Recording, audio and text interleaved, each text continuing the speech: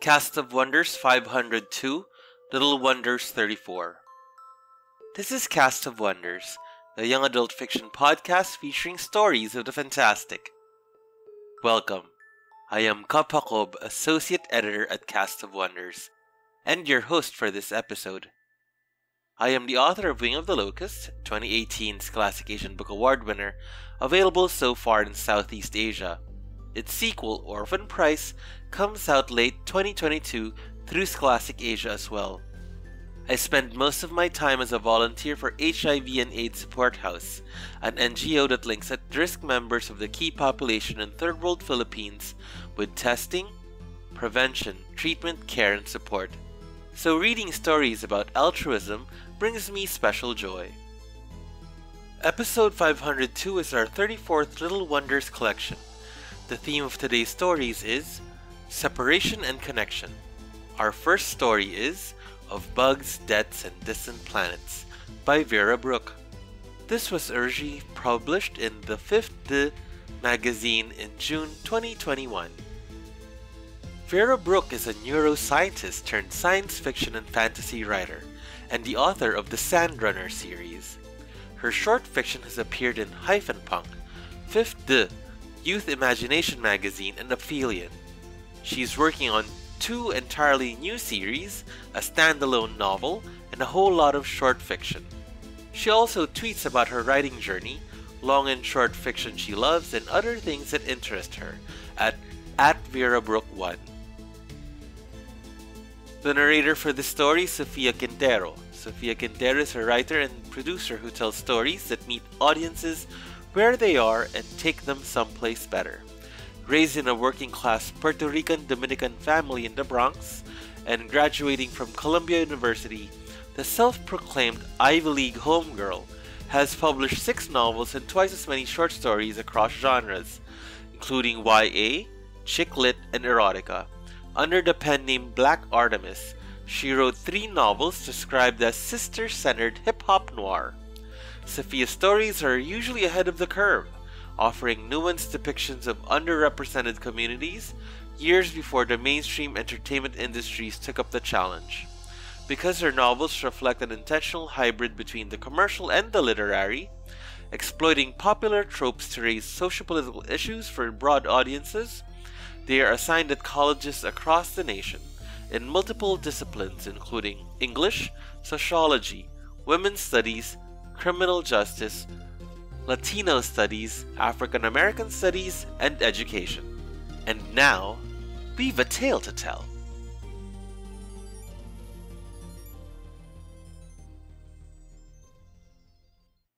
Of Bugs, Deaths, and Distant Planets by Vera Brooke. Narrated by Sofia Quintero. The blue-green farming fields of Kenner surround me like a waist-deep sea as I sweep another fern, the bugs rattling like pebbles down the clear tube of my vacuum. One cold alien sun hangs to my right, another to my left. There's nothing I'll miss about this world when I leave tonight. Except Jace. I scan the fields for him. But all the workers wear identical uniforms and face shields, carry the same collection cylinders on their backs, and there are hundreds of us. I'll have to find him on our lunch break. My last chance to tell him how much he means to me, and I'm terrified he'll try to avoid me, to make things easier on both of us. I pull back a frond on the dark blue fern with a stem as thick as my leg. The roots must reach half a mile down. Furry beetles cling to every frond, crowding along the veins, slowly draining the precious juices. The air reeks of ginger and hot solder. I aim my vacuum nozzle at the bugs. There's only one human job on Kenner: bug collection. I've now done it for 18 months and 10 days. The cost of my mom's medical debt, passed on to me when she died, and recalculated into off-world labor I owe. I'm lucky her hospital stay was brief. Many have it much worse. I'm usually real good at this job, but today my mind wanders and I push the switch too high. The suction whistles and the nozzle swallows the bug and pinches the leaf, tearing the blade. The bug's spit numbs the plant, but this is a major shock. The whole plant shudders and snaps shut like an upside-down umbrella sinking into the ground. Shit. That plant is worth a fortune. The thick fronds stocked with rare earth metals it sucks out of the ground. Heck, even the bugs crawling inside the cylinder on my back are worth more than me, gram for gram, thanks to the trace amounts they've ingested. The AI custom engineered them for the task, down to the spit that lulls the fern's defenses. After we collect them, the lab robots extract the metals and ship the loot back to Earth. The AI likes efficiency, and it has a fix for every problem. Chime is a relief. Break time. I push up my face shield and hurry to the food court. Come on, Jace. Where are you? It's not really a food court, but a cluster of dispensers the AI sets up for us along the main transport road. Basic chow and water are free, but luxury items like coffee cost extra. Minutes added to your debt, the numbers ticking up, becoming hours, becoming extra days. The AI owns you. A permanent implant on your forearm displays the exact balance, so you never forget it. Nika, you okay? I turn and there is Jace. He grabs my wrist to check my display. Any penalty? My whole body goes rigid. The plant. But my balance is still only hours. It's fine. We both exhale in relief, even though it's my skin and my debt. Good, Jace says, more to himself than to me. That's good. I look into his kind eyes, and it's like a chasm splits open inside me. How do I do this? How can I leave if he's still here, trapped on this planet for several years after I'm gone? Jace. Pain twists his face, but he shoves it down. He lets go of my wrist. You hungry? He's holding back, as always. But so am I.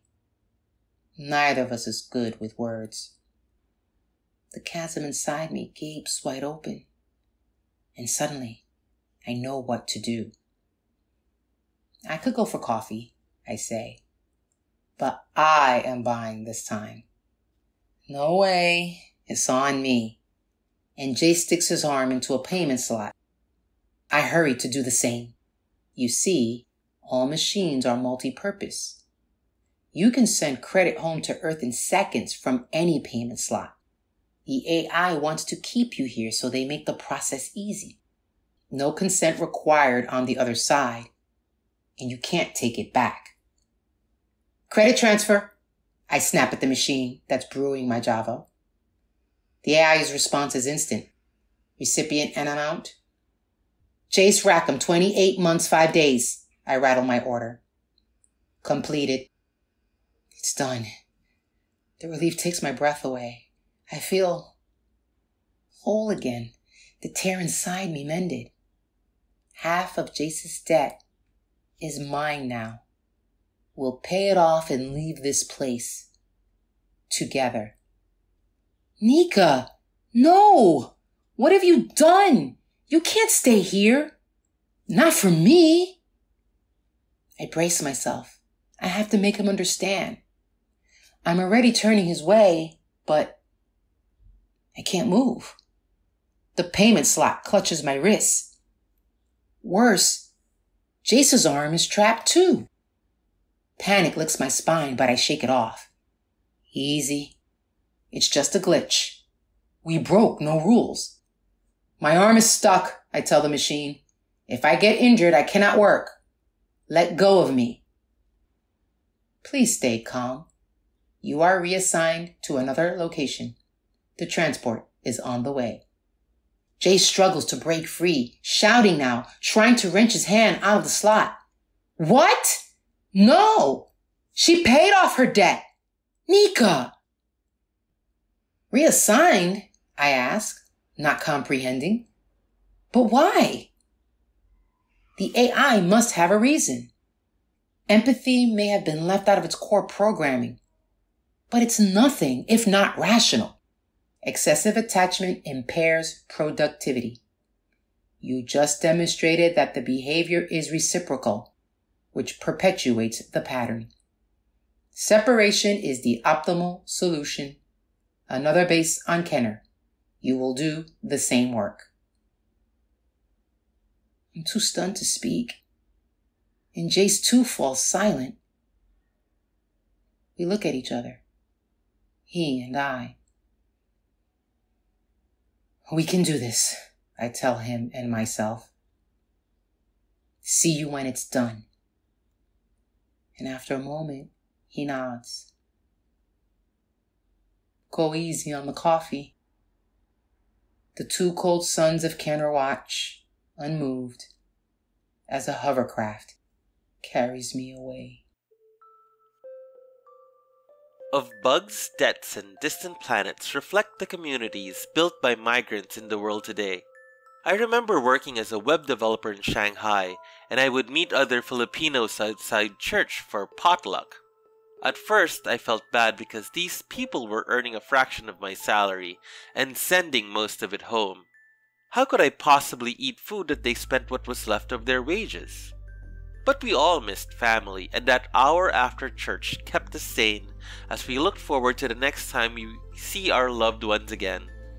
Poverty is the primary reason for labor diaspora, and we see that magnified in Of Bugs, Deaths, and Distant Planets. Some might see a spark of romance between the characters, nipped at the bud by a moment of kindness, but what we witness is something greater than romance, something that can defeat poverty. We were witness to altruism. Our second story is Delayed Arrival by Lucy Zhang, a Cast of Wonders original. Lucy Zhang writes, codes, and watches anime. Her work has appeared in The Rupture, The Offing, The Rumpus, and elsewhere. Her chapbook, Hollowed, is forthcoming from 30 West Publishing, and her micro chapbook, Absorption, is forthcoming from Harbor Review in 2022. Find her at kawaretasekai.wordpress.com or on Twitter at dango_ramen. This story is narrated by Eliza Chan. Eliza Chan is a writer and occasional narrator of speculative fiction. She has narrated for Pseudopod, Podcastle, and Cast of Wonders. It amuses her endlessly that people find her Scottish accent soothing. Eliza has had her own work featured in The Dark, Podcastle, Fantasy Magazine, and The Best of British Fantasy 2019. When not working on her current novel or reading, Eliza can be found board gaming, watching anime, baby wrangling, and dabbling in crafts. You can find out more at her website www.elizachan.co.uk or on Twitter at ElizaWChan. And now, we've another tale to tell.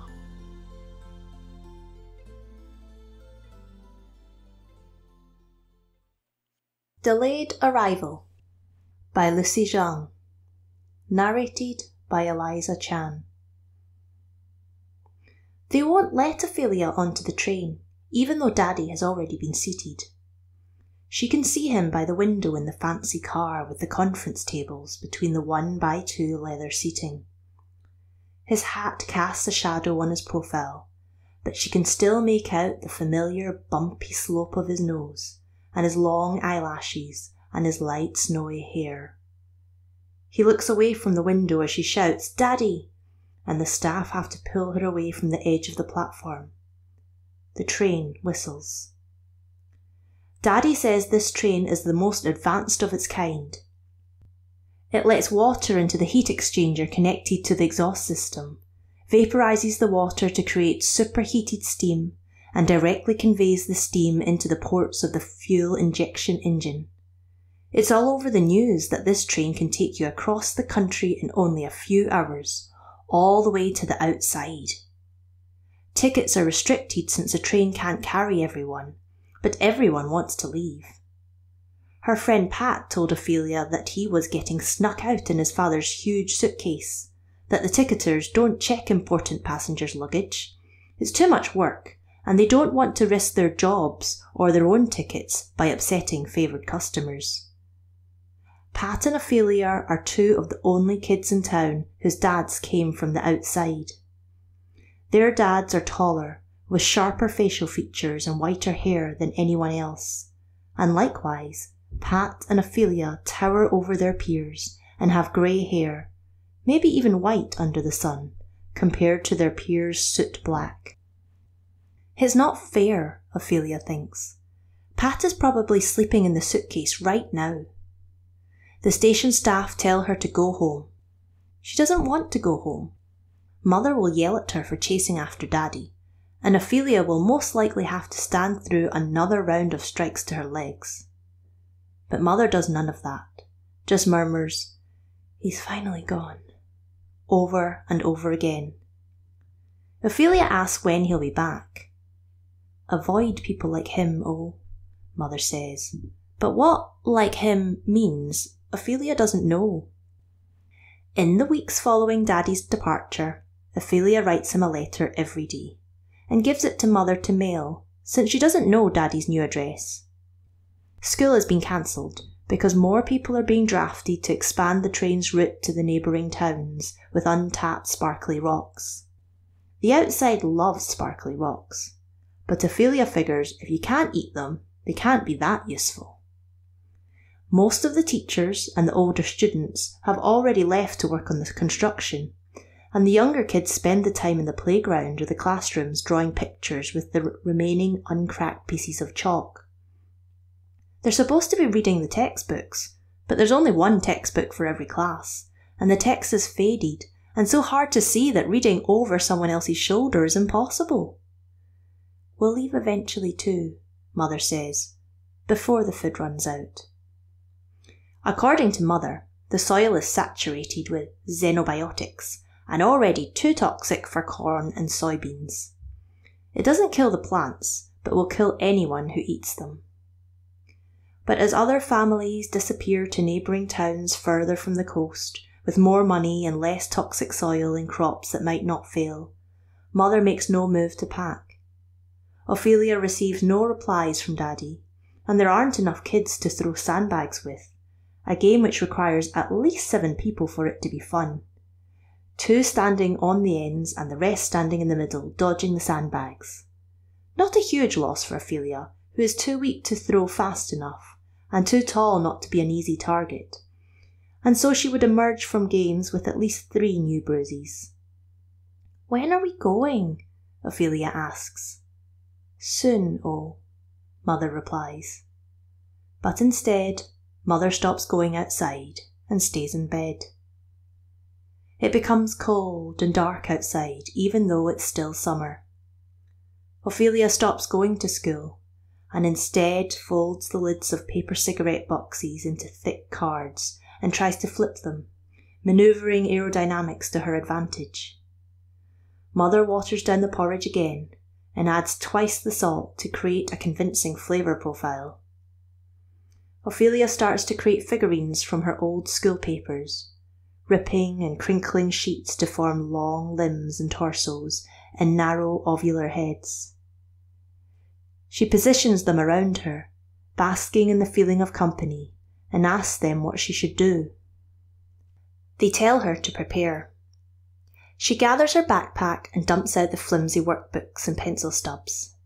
She crams in 2 pairs of underwear, the last of her socks without holes, her thickest sweater and pants, since she can handle the heat but not cold, a canteen of water, a chocolate bar Daddy gave her on her first trip to the candy store on the outskirts of town, a map of the train stops she'd snatched from the station when the guards weren't watching. It is getting darker and colder, and she knows without listening to the rumours that the inside won't last much longer. Daddy is supposed to come back for them like he always does, like when Mother lost track of time in the market, immersed in her attempts to haggle down the price of loquat, and Daddy would swoop in, laugh off Mother's penny-pinching tendencies, and pay the full price before taking them home.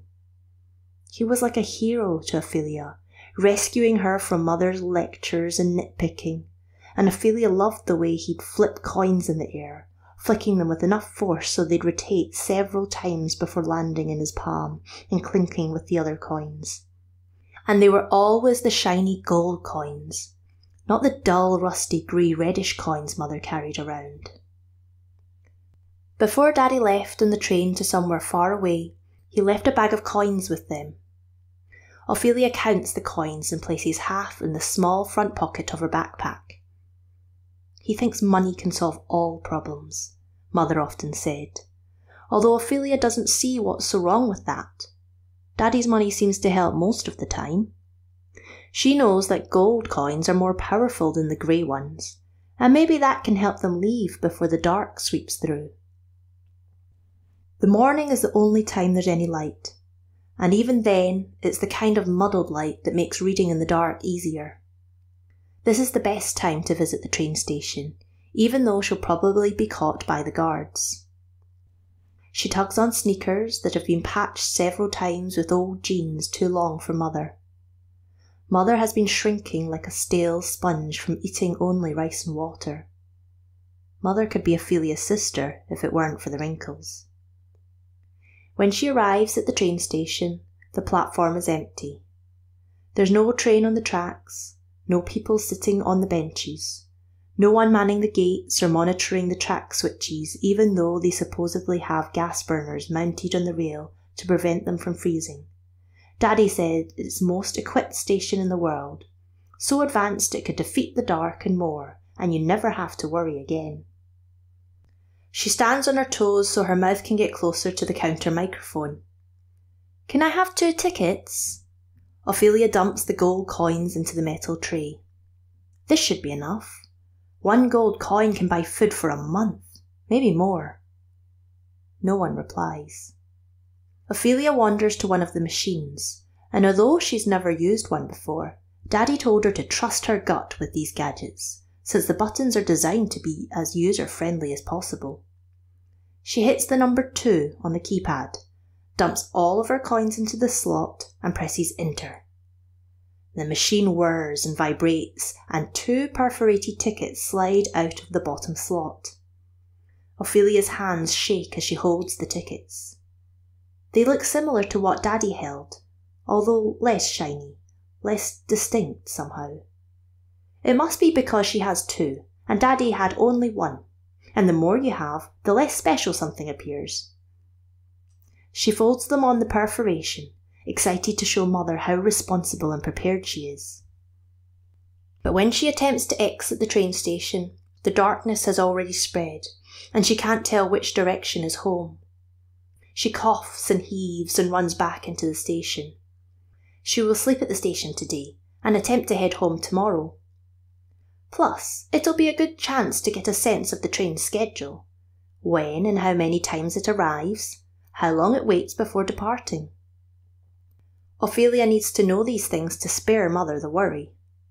It's honestly so silly that Daddy couldn't take them all to the outside in the same trip. Ophelia and Mother could have just sat in the back sections, where none of the seats were occupied.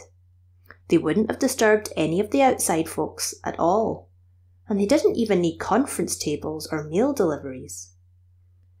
Before Daddy left, he had promised, someone will come, and surely that someone meant him. But Ophelia believes actions speak louder than words, and that she can find him herself. And she always keeps her promises.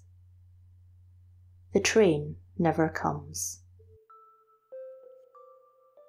While the first story depicts poor strangers bonding over their shared adversity, the late arrival tells us about how wealth is incapable of keeping a family together in the face of adversity.